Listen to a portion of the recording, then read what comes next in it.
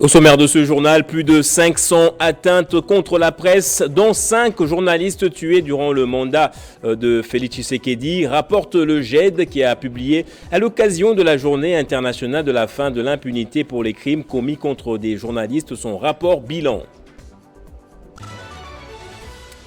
Et au sujet des Jeux de la francophonie, la mission du CIJF est sur le point d'achever sa mission sur l'audit d'une partie des dépenses des 9e Jeux de la francophonie. Mais il en ressort déjà qu'aucun détournement de fonds n'a été constaté. Et au Sénégal, le ministère de l'Intérieur a rejeté la requête de la Commission électorale nationale autonome lui demandant d'inscrire sur les listes électorales l'opposant Ousmane Sonko. Dans sa réponse, la Direction générale des élections dit qu'elle n'a pas de compétence pour mener une quelconque action sur le fichier électoral. Bonjour et bienvenue à vous tous dans ce journal. C'est ce jeudi la journée internationale de la fin de l'impunité pour les crimes commis contre des journalistes.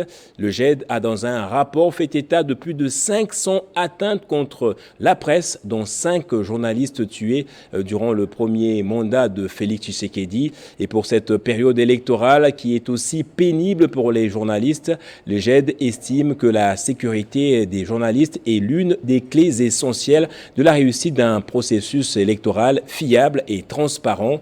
L'organisation a par ailleurs demandé la libération du journaliste Stanis Boujakera, victime d'un acharnement judiciaire, dit-elle.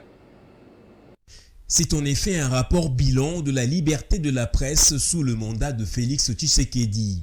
Un rapport que le GED a profité publier à l'occasion de la journée internationale de la fin de l'impunité pour les crimes commis contre les journalistes, une journée adoptée il y a de cela 10 ans, en décembre 2013, par l'Assemblée générale des Nations unies. L'organisation de défense des droits des journalistes n'y est pas allée de main morte.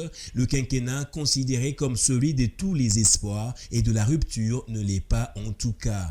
Le GED a déploré les promesses non tenues du nouveau président et dit constater qu'aucune action d'envergure n'a été prise pour rendre plus sûr l'exercice du métier de journaliste en dépit de l'adoption d'une nouvelle loi sur la presse, rapport qui n'a jamais été par ailleurs publié au journal officiel. En réalité, Félix Tshisekedi a au cours de son mandat semblé montrer un rapprochement avec les corporations des journalistes et son gouvernement ou ses proches ont même financé certaines grandes messes, mais dans la pratique, la condition du journaliste ne s'est vraiment pas améliorée. Conséquence pour le GED, 523 cas d'attaques diverses contre la presse, dont 5 journalistes tués, au moins 160 cas d'arrestation des journalistes, plus de 130 journalistes et professionnels des médias victimes de menaces ou des violences physiques, 123 cas des médias attaqués, fermés ou des émissions interdites. L'Est de la RDC a été particulièrement plus meurtrier pour les journalistes. Au moins 3 d'entre eux ont été tués et 1 porté disparu, alors que les enquêtes annoncées n'ont jamais été diligentées.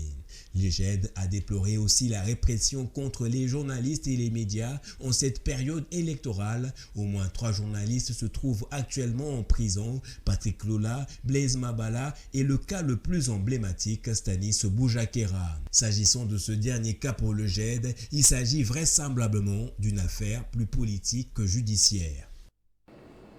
Et dans l'affaire du présumé détournement de 10 millions de dollars à la GECAMINE, Resource Matters, qui parle de 25 millions, appelle la Cour des comptes et la justice congolaise à étendre leur enquête pour que les personnes impliquées dans la disparition de centaines de millions de dollars d'avances fiscales de la GECAMINE répondent de leurs actes. Après le démenti de cadre de la Générale de Carrières et des Mines par un communiqué rendu public récemment, sur les présumés détournements en son sein, Resource Matters monte au créneau avec un communiqué. À son tour, cette organisation demande dans son communiqué la fin de l'impunité pour les fonds disparus de la GECAMINE et appelle la Cour de comptes et la justice congolaise à étendre leurs enquêtes pour que des personnes impliquées dans la disparition de centaines de millions de dollars de la GECAMINE répondent de leurs actes. Elle félicite la Cour des comptes pour avoir remis à l'agenda la disparition des fonds de Gécamines sous forme d'avance fiscale, notamment 25,5 millions de dollars présumés détournés par Albert Yuma, ancien président du conseil d'administration de la Gécamines, et Deogracias Mutombo, ancien gouverneur de la Banque centrale du Congo, parmi tant d'autres. Resource Matters encourage la justice congolaise à étendre l'enquête au-delà de ces faits. Selon une enquête menée par Resource Matters en collaboration avec les consortiums Congo Hold Up, la Gécamines a versé plus de 530 millions de dollars dans les comptes de la Banque centrale du Congo de 2012 à 2020. Selon les parties impliquées, il s'agissait d'avances fiscales, c'est-à-dire de paiement des taxes, avant qu'elles ne soient dues à l'État. Resource Matters a dans ces mêmes documents encouragé la Cour des comptes, qui est en pleine instruction du dossier et demande qu'un procès public et médiatisé soit organisé afin que la vérité éclate au grand jour. Et vous le savez, le week-end dernier avait été marqué par des chiffres, des millions de dollars qui auraient été déboursés pour l'organisation des 9e Jeux de la francophonie.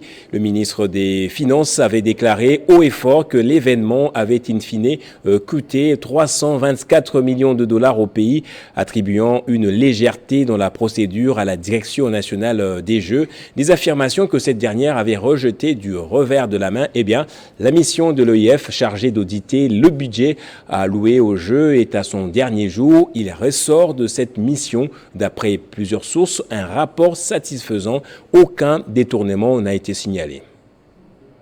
C'est conformément au règlement d'ordre intérieur de l'Organisation internationale de la francophonie que cette mission s'est déployée à Kinshasa depuis le week-end dernier, capitale de la RDC, afin de mener un audit du budget alloué à la 9e édition des Jeux de la francophonie. Le directeur national des 9e Jeux de la francophonie a fait savoir sur son compte Twitter officiel que l'équipe de l'OIF, qui était composée de la directrice du Comité international des Jeux de la francophonie, Madame Zeina Mina, a achevé sa mission d'audit du budget opérationnel des Jeux de la francophonie, chiffré à 20 millions d'euros. L'audit a été mené par un commissaire aux comptes de la Direction générale des finances publiques françaises avec une note de satisfaction. Il s'agit, d'après les sources proches de la Direction nationale des Jeux, d'un rapport préliminaire basé sur la gestion des fonds alloués aux Jeux. Le rapport définitif devra être rendu public incessamment par l'OIF. La mission de l'Organisation internationale de la francophonie vient ainsi couper court à toute polémique née des propos tenus par les ministres des Finances selon lesquels une somme gigantesque de 324 millions de dollars serait allouée aux Jeux de la francophonie. Des affirmations rejetées en bloc par la Direction nationale des Jeux de la francophonie qui a évoqué des dépenses effectuées dans le cadre de la réhabilitation et construction des infrastructures sportives qui sont plutôt à mettre à l'actif du ministre des Infrastructures. Le ministre des Finances a tout simplement entretenu la confusion. Le président du Sénat, Modeste Bahati, a procédé mardi à la réception de nouveaux locaux qui vont servir de bureau de l'administration de cette institution. La cérémonie s'est déroulée en présence du premier vice-président de la Chambre haute du Parlement, le docteur Eddy Mundela Kankou, du secrétaire général, des directeurs et autres cadres de cette institution. Au total, 13 locaux ont été construits dans le respect des normes afin de permettre aux agents de l'administration du Sénat de travailler dans de meilleures conditions. Tout a commencé par une visite guidée sous la conduite du responsable de l'entreprise qui a réalisé les travaux. Motivé par le slogan « Le peuple d'abord », Modeste Bahati Lukwebo s'est dit très fier de cette réalisation avant d'ajouter « Si nous l'avons fait, c'est pour nos agents d'abord ». Le président du Sénat a également indiqué que ces nouvelles infrastructures ont été réalisées grâce aux économies que son bureau a pu faire sur les frais de fonctionnement. Il n'y a aucun plaisir à travailler aux côtés des collaborateurs qui sont mal lotis, qui sont dans de mauvaises conditions. C'est même de l'insécurité. Quand vous ne vous occupez pas de vos prochains, de vos collaborateurs, de ceux qui sont dans votre entourage, c'est une source d'insécurité. Le secrétaire général du Sénat, Jean Moukwala, a exprimé toute sa satisfaction pour cette réalisation avant de demander aux agents et cadres de l'administration d'en faire bon usage. À l'administration du Sénat, et plus particulièrement aux cadres et agents. Je vous invite à gérer en bon père de famille ces bijoux qui marquent avec des traces indélébiles la mandature du président Bahati de la 3e législature de la 3e République. Signalons que c'est l'entreprise Global Business Construction qui a exécuté les travaux. Nord Kivu, les populations victimes des pluies diluviennes à Vichumbi sollicitent l'assistance du gouvernement. En effet, les fortes pluies avaient causé des morts et des dégâts matériels importants dans cette localité située au sud du lac Édouard, en plein parc de Virunga à Rutshuru. Près de 400 ménages, des églises ainsi que des écoles avaient été emportés. On fait le point au téléphone de la situation avec l'élu de Rutshuru, Kambale Changilia Zefani. Bonjour Monsieur Kambale, dites-nous quelle est la situation actuellement sur le terrain. Justement, le problème sont multiples à territoire de Rutshuru. Comme la semaine passée, il va viola avec une pluie torrentielle s'est abattue sur la localité de Vichumbi. Et là, il y a eu juste écroulement des maisons, des toitures des maisons emportées. Même, vous allez constater qu'il y a eu des dégâts qui sont vraiment incommensurables. Et il y a eu même des pertes à vie humaine. Et là, il y a des familles qui sont en train de souffrir, qui sont en train de dormir à la belle étoile, des écoles avec des toitures volatilisées. Alors, jusque-là, il faut savoir que les problèmes sont multiples et qu'il nécessite d'ailleurs une aide pour que la vie normale puisse reprendre, surtout les écoles qui ne fonctionnent plus, il y a même des églises emportées, des maisons, les gens qui dorment à la belle toile, vous voyez que c'est un problème très sérieux. Justement, nous avons un gouvernement responsable, un gouvernement où il y a un ministre chargé des affaires sociales. Et là, comme représentant du peuple, nous demandons que le ministère, le gouvernement puisse venir en aide ces personnes qui sont vraiment dans une situation misérable. Ils doivent être assistés par le gouvernement. Encore, et je répète, il faut que le ministère chargé des affaires sociales et humanitaires puisse s'acquitter de son agréable devoir, celui d'assister le peuple et la population de la localité de Vichumbi. Merci Monsieur Kambale pour cette précision. Et à la police, le commissaire provincial Blaise Kilimba Limba a haussé le ton contre le trafic d'influence de la part des agents appelés Bureau 2, à la base aussi de la tracasserie routière. Le commandant de la ville de Kinshasa a appelé les conducteurs à dénoncer ces actes. C'est une parade pédagogique pour les commandants des unités confondues de la ville de Kinshasa. Après plusieurs points à l'ordre du jour, le général Blaise Kilimba Limba s'est montré sensible à la tracasserie routière dont est victime plusieurs conducteurs de la part des agents de Bureau 2 alors qu'ils ne sont pas commis à la réglementation routière. Bureau 2 wana ezate, Bureau 2 ezate. Soko monie yo signalé, benga signalé.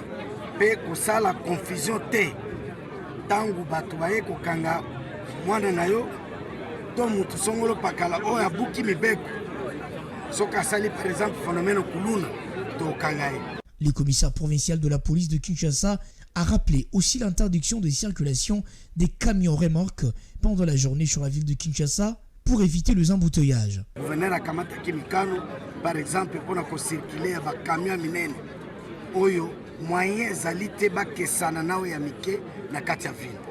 Mibeko wana eza d'application.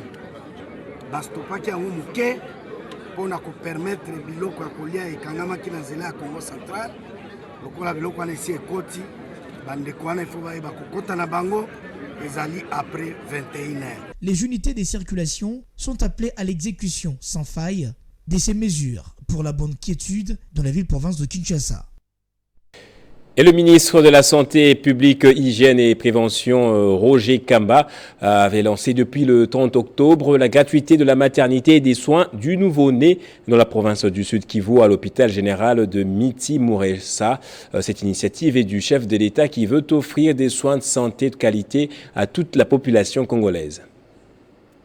Lancé depuis le 5 septembre 2023 dans la ville-province de Kinshasa, l'accès à la maternité gratuite et des soins du nouveau-né vient d'être effectif ce lundi 30 octobre dans la province du Sud Kivu par l'entremise du ministre de la Santé publique, Hygiène et Prévention, le Dr Roger Kamba.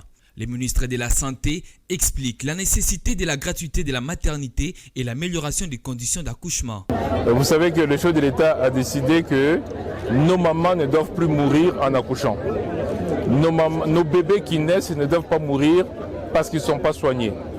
Pour ces deux raisons-là, le chef de l'État a décidé que la barrière financière, c'est-à-dire que la maman qui accouche, ne soit pas bloquée d'aller aux soins parce qu'elle n'a pas d'argent. Déjà effectif à Kinshasa, c'est effectif maintenant au Sud Kivu et à côté de ça, on améliore aussi la qualité. Dans quelles conditions la maman accouche. Le vice-gouverneur de la province du Sud Kivu, Marc Malago, a exprimé sa joie de voir la mise en œuvre de ces interventions dans sa province. Remercions également l'unité de gestion des programmes de développement du système de santé, l'UGPDC Sensic, pour les interventions à haut impact qu'elle assure conjointement avec les autres partenaires pour l'amélioration des indicateurs de la mère et des enfants dans notre province du Sud Kivu. C'est sur ce message franchement plein d'espoir que nous exprimons encore une fois notre gratitude. Les bénéficiaires n'ont pas manqué à s'exprimer. Le président de la République Félix Tshisekedi et le ministre de la Santé qui est venu ici pour rendre effectif le lancement de la gratuité de l'accouchement. La suppression de la barrière financière d'accès à la maternité est une vision prônée par le chef de l'État, Félix Tshisekedi, soucié d'offrir à tout nouveau-né des soins de santé de qualité. Et à l'enseignement supérieur, l'Institut supérieur technique médical de Kindu a procédé le lundi à la collation des grades académiques et à la clôture de l'année académique 2022-2023. Une occasion pour le directeur général de cet établissement, le docteur Cyprien Ngandou, de se féliciter d'avoir respecté le calendrier académique.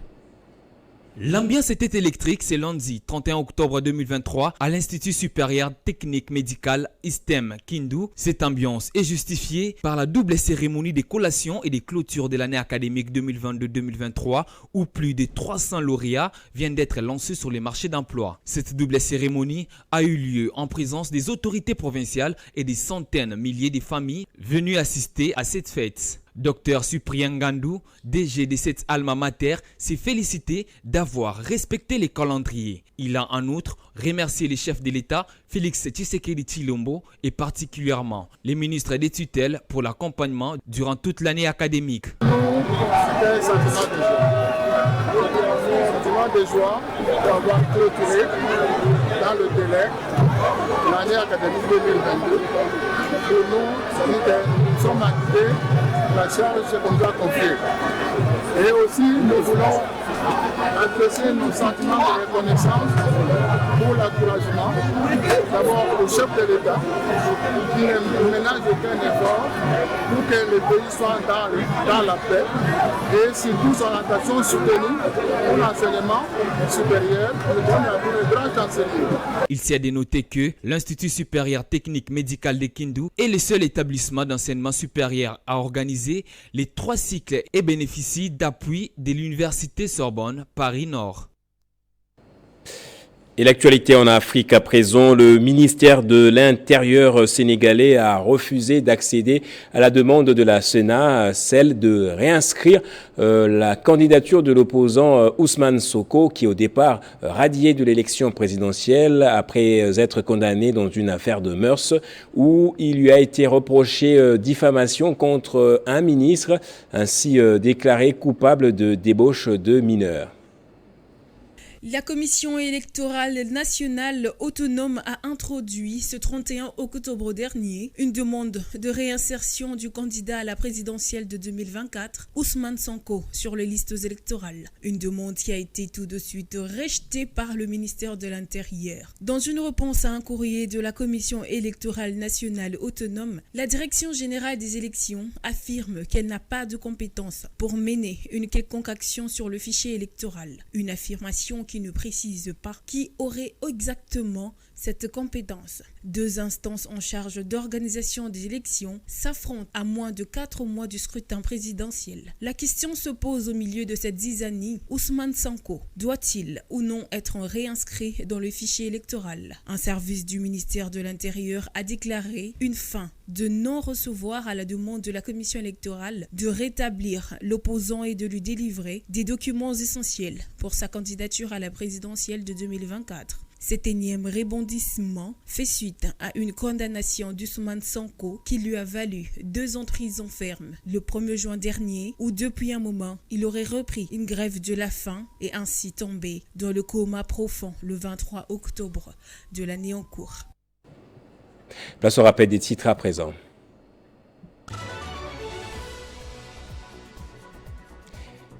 Plus de 500 atteintes contre la presse, dont 5 journalistes tués durant le premier mandat de Félix Tshisekedi, rapporte le GED qui a publié à l'occasion de la journée internationale de la fin de l'impunité pour les crimes commis contre des journalistes son rapport bilan.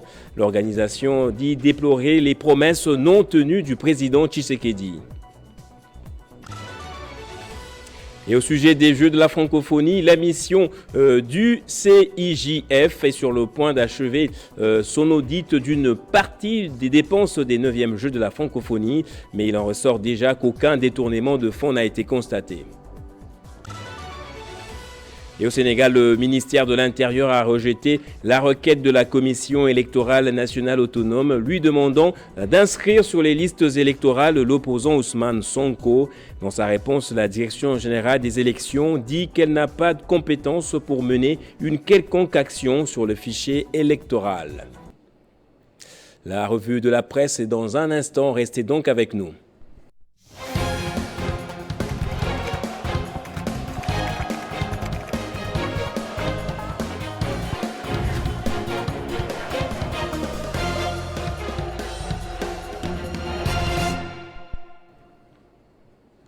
Et nous allons lire les journaux comme tous les jeudis avec Moïse Tchamala qui me rejoint de l'autre côté du studio. Bonjour et bienvenue à vous, Moïse Tchamala. Bonjour Gaëtan Kouba-Boranzi, merci et bonjour à tous ceux qui nous suivent dès partout en RDC. Je vois 4 sujets pour ce jeudi. Tout justement. On va commencer par la présidentielle de décembre 2023. L'opposition prépare déjà la contestation des résultats. Effectivement, Gaëtan Kouba-Boranzi, après la validation des 26 candidats par la Cour constitutionnelle, d'un côté, la CENI dénonce un hold-up qui se prépare du côté de l'opposition et de l'autre, ce sont les opposants qui saluent l'attitude de la CENI et de la Cour constitutionnelle. Ça se justifie. À la une du quotidien L'Avenir qui écrit à quelques semaines du 20 décembre 2023, l'opposition prépare mieux la contestation que les élections. Eh bien, Gaëtan Kouba-Boranzi, L'Avenir rend compte du communiqué de la Commission électorale nationale indépendante qui déplore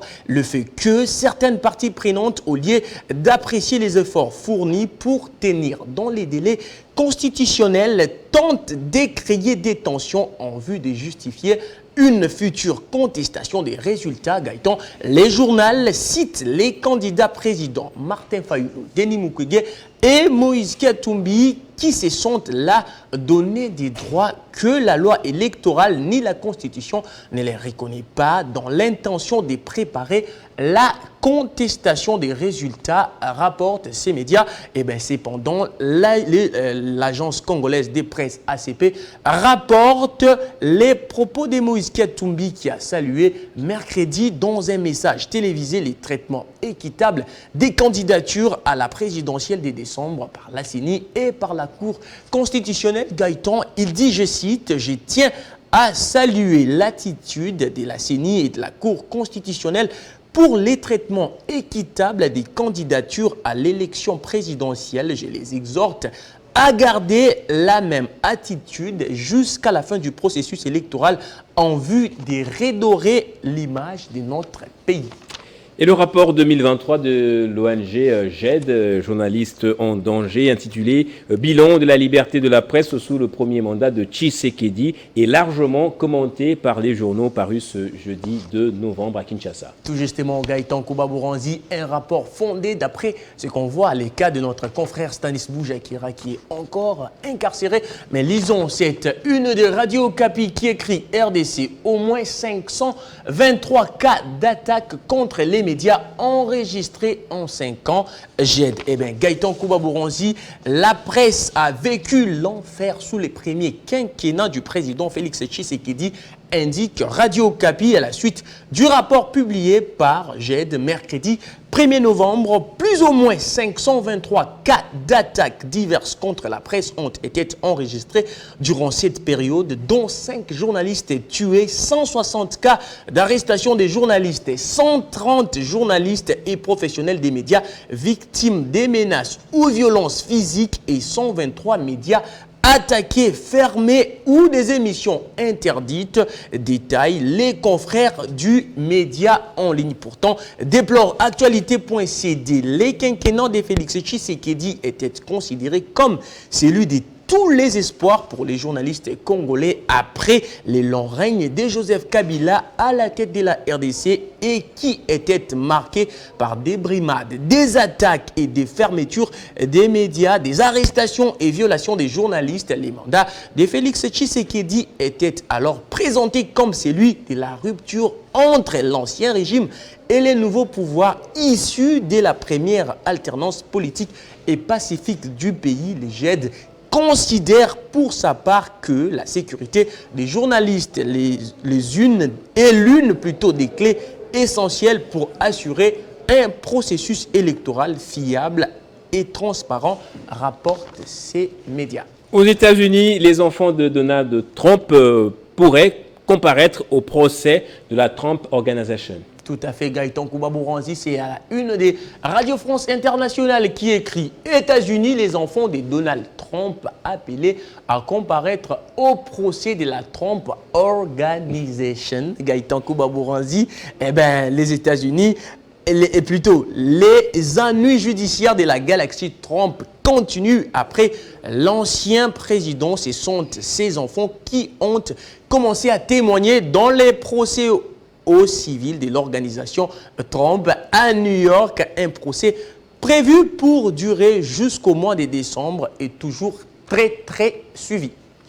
Et pour terminer, Moïse Chamala, on va prendre une image insolite que vous avez prévue pour nos téléspectateurs que l'on va justement découvrir ensemble. Tout justement, Gaëtan Kouba-Bouranzi, ça se passe à Kinshasa, plus précisément dans la commune de Lemba et dans la paroisse Saint-Gabriel. Regardons cette image avec Guy Leloukinka.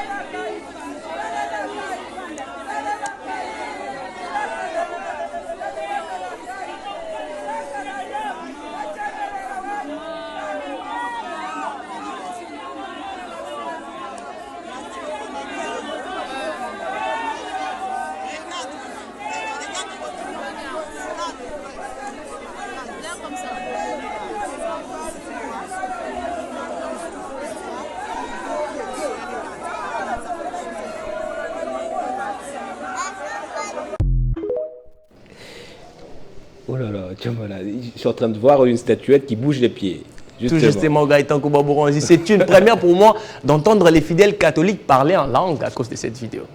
Merci Moïse. Tiens, voilà, c'était pas de parler en langue, c'était des prières peut-être mal exprimées. Merci pour cette image insolite. Vous avez dit c'était dans la paroisse. Dans la paroisse Saint-Augustin à Lemba. À Lemba. Allez, bon après-midi à vous. Merci pour cette revue de presse. C'est moi qui vous remercie, Gaëtan Kouba-Bouranzi. Et c'est par ici que va donc se refermer ce journal. Merci à vous tous de l'avoir suivi. L'actualité reste en continu sur votre chaîne.